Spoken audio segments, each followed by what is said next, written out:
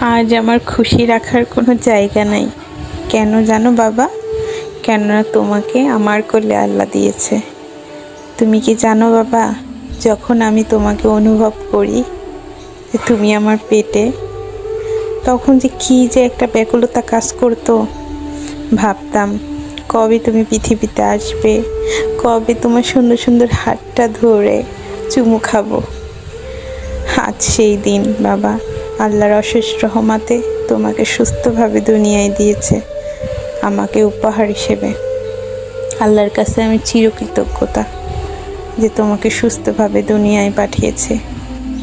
যখন আমি অনুভব করেছিলাম যে তুমি আমার পেটে, যখন তুমি আমার পেটে এপাশে একটা গুঁতো দিতে, ও পাশে একটা গুঁতো দিতে, জানো বাবা, তখন আর আমার কষ্ট লাগতো না, তখন খুব আনন্দ লাগতো।